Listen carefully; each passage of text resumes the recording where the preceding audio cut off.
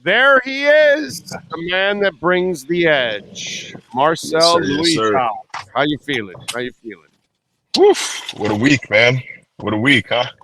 Yeah, I would say one hell of a week. I mean, when you give a general manager 9 first-round picks and he gets Tua, Tyreek, Chubb, Jalen Phillips, Christian Wilkins, Minka, who then he's forced to trade because of Flo and replaces him with Javon Holland in the second round, and Waddle, and you only miss on Jackson and Noah. And you know what? Maybe the jury's still out on those two. Maybe something happens. But 7 out of 9, that's a pretty good percentage there overall. What do you think about that? Look, I have long said that, Chris Greer gets a lot of flack for, uh, you know, perceived misses in the 2020. 20. Yeah, yeah, yeah. I heard a lot of whining bitches about 2020. Oh, mute, mute, mutey, mutey. There we go. Is he coming back? Is he back? Is he back? No, he's not back. No, no, no, no, no, no, no, no, no, no. No, no, no, no. No, no, no, no, no, no, no, no. Can you hear me now? There we go. There we go. We got you now. Technology, man. It's my favorite. It's my least favorite. Yes, yes. He caught up. The 2020 whiny bitches. Go ahead. Yes. Yeah. So he gets a lot of flack for that, but he's been an aggressive general manager. Outside of that, he's been an efficient general manager. Outside of that, this was a great. I thought this was a great haul for him. We got to stop with that. Outside of that shit, he found Tua, bro. That draft, And that you don't, that you don't, pick is you looking. don't have That to. pick looks better every. That pick looks better every day. Yeah, you don't. Looks better every. To the Yeah. point. To the point. Let me finish. To the point where I won't completely shut my ears off when you bring up Tua versus Justin Herbert. I won't completely shut my ears off. I won't tell you, hey, look, you're wilding. I won't tell you, chill out, stop it. You're learning. You're learning. Look, while physically, that's never going to be an argument between Herbert and Tua. Physically, but that's not what this is about. Like, it's a results-oriented business. Vince Young in half his body has more talent than Tua. It is a results-oriented business, and while not looking at wins and losses because those are not quarterback stats, Tua has played the position better than Justin Herbert has this year. That's the middle ground. That's the middle ground that I think we have to meet at, because that's true. He's playing the position more efficiently than anybody in the NFL right now. He leads it in quarterback rating. So that pick looks better and better every day. Better and better every day. Noah, Austin Jackson. Talk about that. Wait a minute. Stop with that already. Robert Hunt, Raekwon Davis, and I didn't say he Brandon didn't find Jones. quality players late in the draft. No. But my point is, with Tua, with Robert Hunt, with Raekwon Davis, and Brandon Jones, it's a fucking awesome draft. I don't care what happens to Noah or Austin. You got me a franchise quarterback. You got me a defensive tackle. You got me a right guard and a starting strong safety. Are you out of your mind? Look, any draft. If I tell you in one draft you're getting a starting guard, a starting defensive tackle, a starting strong safety, and your franchise quarterback, what kind of a draft is that? Look, it's any draft that you can get 3 to 4 starters is an excellent draft. It's an excellent draft because, of course, everybody wants to hit on every single pick, but in all reality, you have, if it's, let's say, 1 pick per round, you'll have 7 players. You're not going to hit on 7. You're not going to go 7 for 7. 3 for 7. 3 for 7 is considered a good draft. I think you're really good. I think the reason why he gets so much flack for the missed first rounders is because I think partly because of all the hype surrounding the 2020 first round pick. It was the tank for 2 years. It was letting go of Tunsil and Minka, and it had such high expectations that's what people are going to latch onto. You shake your head, but to play devil's advocate. Can I help you? I have 33 years. No, I have 33 years of this, and you heard it. Even with the short time you've been here, you've heard this stupid ass statement from some Dolphin fans. This is why Chris Grier gets all this shit. Are you ready? Chris Grier's been here for 15 years. He's part of the problem. They thought he told Saban what to do, and Randy Mueller, and was it Jeff Ireland and Sperano and Gase and Tannenbaum, and that's the problem because he's been here since he was young, and he's been here for nearly 20 years, and he grew up in here. But I try to keep explaining to people, Marcel, this is the part that where Dolphin fans become stupid, where NFL fans become stupid, where some reporters become stupid. Okay. Sometimes they say, well, this coach keeps getting hired by this team or that team or that team. And well, the reason why that assistant coach keeps getting hired is because he's actually really good. And he's not the reason why that team failed. It was the head coach, it was the personnel, whatever. But this offensive coordinator is good. So he's going to get hired there, there, there. The reason why Chris Grier stayed after Wanstead and Mueller and Saban and Ireland and all. Why? Because all his reports are on hard drives.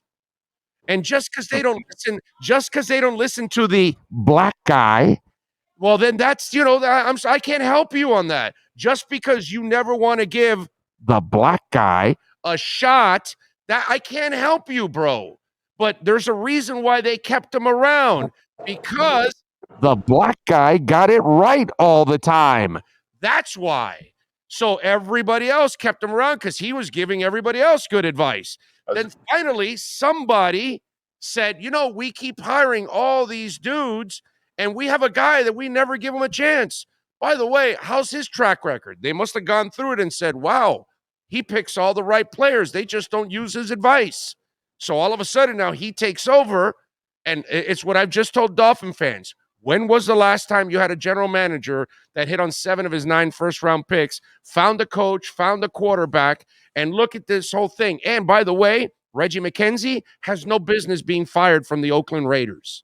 None whatsoever. He did an exceptional job there. Marvin Allen should be a general manager somewhere in the NFL because I know all 3 of those dudes. And I'm glad that Grier got his shot. But the problem that we continue to have, and I'll say it, even if you may not want to say it, we don't give the black guy a shot. And so if we keep screwing people over, this is why. And so Chris Grier has been here for 20 years, and they think he was in charge the entire time. So that stupidity has festered in this fan base. And all of a sudden, now they're going to learn that Chris Grier is an ass kicker. You got to think, like, it's logic at a certain point, right? He's been here since, what is it, 04? Yeah, it's like 20 years. Like 04 or 02? Whatever. Who do you know that keeps a job for 20 years if they're bad at it? You don't keep a job for 20. You can't finesse people for 20 years if you can't do the job. No. So yeah, like to an extent, from the things that I've heard, where like, yeah, he was just kind of a, more of a people pleaser, not people pleaser, but would let his coach do what they wanted. Okay, well, this is what you want. This is who you want to play. This is what you want to do. Like he just kind of like he would be passive, but if. Well, remember, his position was just giving suggestions. He was not the person in charge.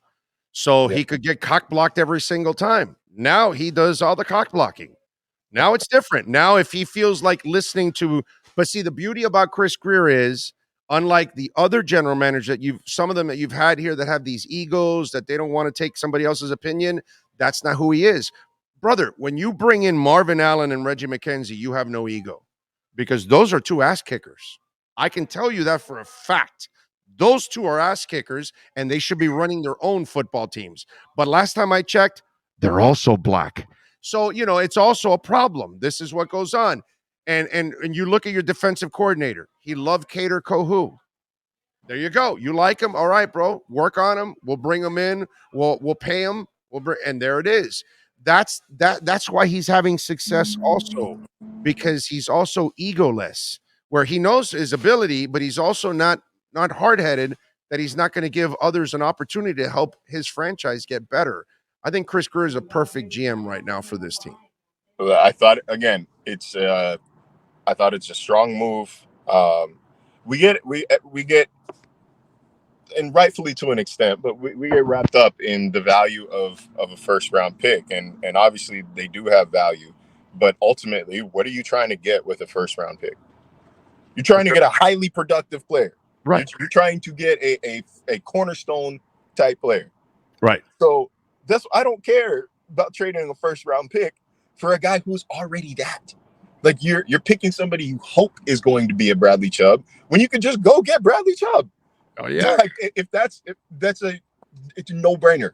It's a no brainer. And unlike last year where they traded a first and second round pick, they still have a second rounder. They have two third rounders. You can package those and move up. Not maybe not all the way back into the first round, but you can move up in the second if you see somebody that you like. Like it's not they have draft capital. Oh, but Like you know what they're going to do? They're going to get that third and trade down and get extra picks because these guys don't need first rounders. They can hit all over the damn draft. So you're probably better off in this coming draft to trade down and get more picks you because need to you'll find a Skyler, you'll find a Van Ginkel, you'll find a Brandon Jones, you'll find a Robert Hunt. You can find guys in the middle to late rounds. You've proven it over and over again. And see, this is where your scouting department is going to earn its money, and this is where a lot of teams in the NFL fail because once you start dishing out big money, like okay, you've rebuilt, now you're good, and you start dishing out big money to pay your players, it crumbles because all of a sudden, okay, you can't afford anybody, or you don't have that quality depth once you let go of the guys that you can no longer afford. This is where, yeah, you're right. Like having more draft picks, having more mid-round draft picks is going to help you because in the middle rounds, you might find a star, sure, but more likely you're going to find a solid starter. You're going to find a contributor to your team. You don't need stars anymore. Look at this draft. Look at this draft. Tyndall, he'll develop. He'll come around. Azukama looks like he's got a future, and you already are set to let go of Teddy Bridgewater next year because Skyler is going to be one of the cheapest quarterbacks for the next 4 years. Let's be super real. Skyler looks like the most valuable rookie of this class of the Dolphins draft, of course, because a viable quarterback, a viable backup quarterback, is worth more than a 7th round pick, man. I'll just put it that way. No, in the cap space, dude. You're that $6 million goes to Chubb. Yeah, I know. That's what I'm saying. It's like that $6 million is huge. $6 million goes to Chubb, and also don't sleep on. Look, man, they might like Byron Jones all they want. This coming off season is the first time you can reasonably get out of that contract. He's gone. You got Cater Kohu right now, who's playing very well. You like what you've seen from Keon Crossan, you can draft another cornerback. Like it's that would seem, if we're eventually ESPN is going to ask us to list our most likely to be cut guys or guys who, might not be on the team next year. Byron is probably going to be my first pick there. And it's not necessarily just because he's bad at football. It's just if you don't restructure, if you don't want to restructure, it doesn't make a lot of sense to keep that kind of cap hit, with the money that you're eventually going to have to pay Tua. Yeah, no, he's done it. And especially the way things have gone this year, I don't think that they're going to want to bring him back because of that. So, and I said, I've said all along when they had 2 first-round picks in 2023 that one of 2 things is going to happen with them. There's a reason why Greer was a concerted effort for him to keep those when, discussing the Tyreek Hill trade with Kansas City and when teams would offer trades during the draft and during the offseason. One of 2 things was going to happen. Either Tua was not going to have a good year and they were going to package 2 first-rounders to move up and take a quarterback, or Tua was going to have a good year and they're going to use those picks to build around him. Like it's not, this isn't rocket science here. Like it was obvious why he wanted to keep those picks. So he went out and he got, he said, all right, look, we only have so much time before we have to pay Tua. We only have so much time before that $40+ million cap hit. Let me go attack our window while we still have a guy on a rookie deal. So they realistically, their prime Super Bowl window is this year and next year. Because that's about as long as you can drag out not paying Tua. Year maybe 5, another year if you franchise. Yeah, year 5, you what you do is you extend him on the year 5, and then you extend him after year 5, and so you buy yourself some time. It's still a hard number, that year 5. It's going to be a big number. And look, this is going to be. It's going to say a lot about Tua. All right, because look, I don't blame players for chasing a bag. So if Tua at this pace, Tua and Lee Steinberg are going to ask for a new contract at the end of this year. Don't get it twisted. If they manage to get him all the way to the 5th year and actually play on his 5th year, No, because they say that would be the ultimate team-friendly move for Tua to make.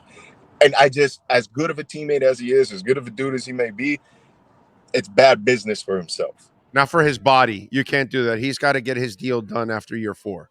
Right when year 4 is ending, he's got to have his deal done going into year 5, and then you're extending it. Or maybe even after this season. You never know.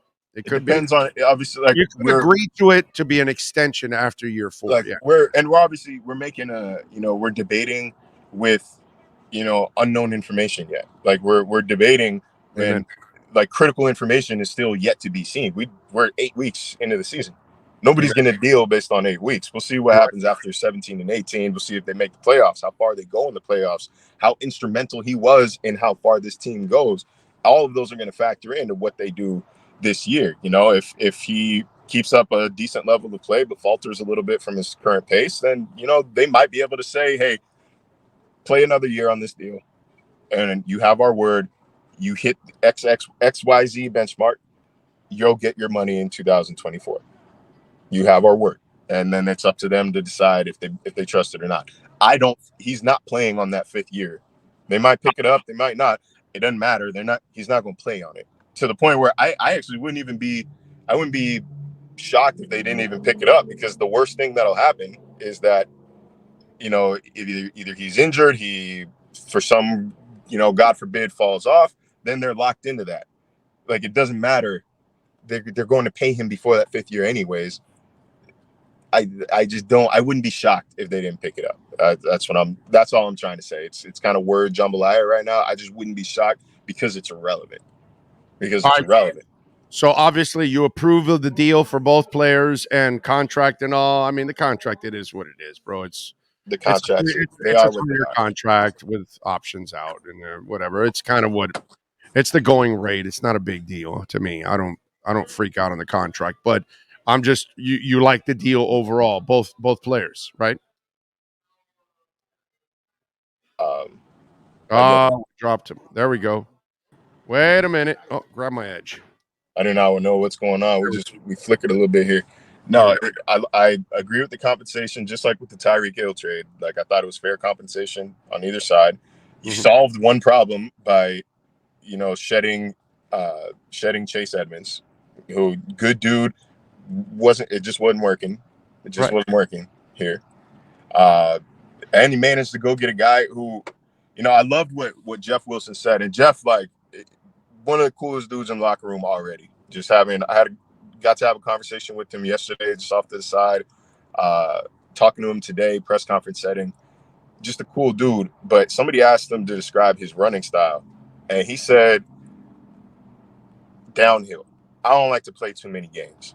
He doesn't dance. He's not finesse. He's not a receiving electric bat. He's like what did Marshawn say? Run through a motherfucker chest. That's the kind of runner he had. And you look at this backfield, that's the kind of runner they've lacked for how many years? Because I'm not counting Malcolm Brown as a physical runner. No. Malcolm Brown juked more than Albert Wilson. And Albert Wilson, it doesn't matter. Malcolm Brown didn't know he weighed 230 pounds from what I saw out of him. So they get a bruising back. They get a physical between the tackles runner. It'll be Ingold and Wilson on short yardage, my brother. So I think it was an excellent trade deadline day. Rough day for us in the media.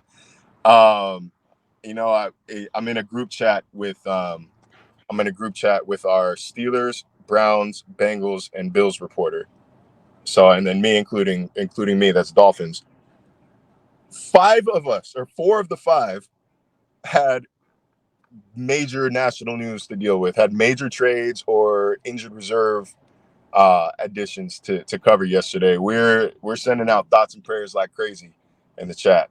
And I remember somebody, a Browns reporter, Jake Trotter, he made me nervous, man, because everybody else was like, oh, and another one, Jeff Wilson, Marcel, get back to work. And I responded, and then a few minutes later, and Jake Trotter goes, uh-oh, Marcel, get ready. And I'm like, what are you talking about? What the fuck what do you know? Is it Kareem Hunt? I was like, don't tell me it's Kareem Hunt. I can't handle 2 blockbuster trades in one day. I can't do it, man. I don't have the bandwidth here. And he was just late on the Jeff Wilson stuff. He doesn't. He's a habitual non-scroller. He doesn't scroll up to catch up, man. Yeah, yeah. But rough day for the media. Great day for the Dolphins. Rough day, huh? Would you rather have a real job, by the way? I have a real job. No. Would you want a real job? No, man. Okay. Long day for the media. Fun day for the Dolphins. Fun day for the media too. Come on. Even on long days, I still feel blessed to do what I do every single time. Overall, all right. So we look at this team now. What do you know about Byron Jones? He's not playing this week, and I would venture out to say he ain't playing next week either. I've said it on here before. This is not a case where they're going to activate his practice window and then he's just going to simply play that week. This is a 1 to 2 week, I think, window for him, like a 1 to 2 week ramp up period. So you might as well count out the next 2 weeks. Every time you hear he is not being activated, every time you hear his practice window is not open, mark 2 weeks down on the calendar and cross an X through it. He's not playing. At this point, you hope that he gets back for playoffs. The season is half over. It's essentially a lost season for him right now. We're getting there. You just hope you get him back for playoffs. That would be a huge shot in the arm, I think, for this team, or maybe a little before playoffs, so that he's used to game reps and live reps, and that would help considering the teams you're gonna have to pay or play in the postseason if you're Miami and you make it there. But that is what I know. Look, man, I reported it. I was told, reputable source at the time in March, that he was expected to be ready for training camp, that this was not a torn Achilles repair, that it was cleaning up an issue that he had dealt with in the 2021 season. It wasn't supposed to take this long. And we're starting to see a little bit of realism out of Mike McDaniel here, a little transparency that we weren't getting from Flores during the Will Fuller fiasco, when it was basically like, yeah, he's not going to practice this week. He's not going to practice this week. No, he's not. Mike was like, look, yeah, it's at the point where it's kind of getting a little frustrating for everybody. Like, it's frustrating for everybody. All right, we have talked about this. Yeah, I'm hearing he's not even in the building all the time. Anyway, I've seen him in the locker room before, so I'm not going to say he's not there. But did I say that he's not there? I said he's not there all the time. Anyway, so I've talked to you about this and the other guys too about this, that that whole thing that he doesn't listen is a lie.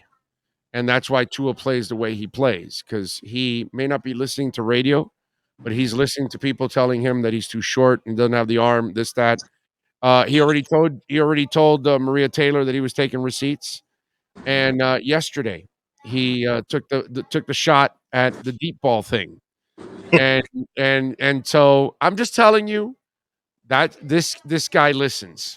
This guy listens, and he plays because you tell him he can't win a Super Bowl, he can win a Super Bowl. You tell him he can't run through a wall, he's going to run through a wall. You tell him he can't win this game, he's going to win this game. You tell him he can't throw deep, he's going to throw deep. This is who he is. He is using all of the negativity as the fuel, like Michael Jordan, like a crap ton of other athletes in the history of sports. And that example yesterday showed you that he continues to listen. Yeah, that's, he's long been somebody I've said, like, when athletes say they don't pay attention to this stuff, like, Tua is the one guy I actually believe. And now I don't know what to believe, because it's obvious, no, he's paying attention, or at the very least. You're coming around again. I like it. At the very least, first Herbert and now this. At the very least, when Ann tells him everything that is being said, that, he takes it to heart a little bit. There's an interesting conversation on morning sports talk show today that, like, they're saying, "Oh, why are you talking about we can be a contender? Why are you talking about Super Bowls? You're third place in the division." Third place in the division, tied with second place and a game behind first with the tiebreaker already in hand. I think that's it's a weird, I don't know, weird energy to come out with. But what the fuck? What is he supposed to say? What's he exactly. supposed to say? I talked No, today. Tua, do you think you can be contenders? I don't know about that. We're just trying to, we're just trying to do the best we can every day. Who wants to hear any of I don't that? want to hear that. I don't want to hear that. Yes, I think we are contenders. Yeah, Yes, I think that we can. Yes, I thought so before even these trades, and now I feel even better about it now. Weird thing to focus on here. Weird thing to focus on here. The kid's playing well. Like, he's feeling confident. It's very clear that he's coming out of his shell this year, or has come out of his shell this year. Or he's allowed to come out of his shell. Like, or just feels comfortable enough to do it. Like, yes.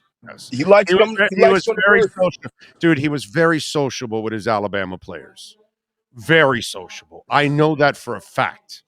Once he lets you in his circle, whoever was in his circle on that team, he was having jokes and fun with all those guys, and nothing's changed. The thing is that you had a guy here that cock blocked him completely, and just didn't want him around. Basically, Look, like I've said on this show before, Tua likes coming to work. That's why you're seeing the 2 hour, not 2, like 6 hours before kickoff. That's why you see him do the walkthrough, visualizing reps. That's why you see him coming in on off days and doing this and that and the third. Like, he just likes it's a workplace that he likes coming to. And I think a lot of people out there have experienced something similar where, look, you hated going to work, so maybe you punched in and punched out. You didn't really go the extra mile. And all of a sudden, you get a new manager, you get a new coworker, you get a promotion, you get a new assignment. Something enhances your workplace experience, and there you go. The light bulb turns on. I'm with you. All right, what are you working on ESPN so folks can check you out, my friend? I got a long story on Tyreek that we're hoping to get out before the end of the season. I've been slowly collecting a little data on that. I'm also, I want to, and it's probably a multi-week project. It's hard to do it on the first week that Chubb is here, but this is rare team building from the Dolphins. This is rare team building. You like to draft, develop, and re-sign. Those are the 3 pillars of how to build a team. Mm-hmm. And then, once you're close or once you're there, then you add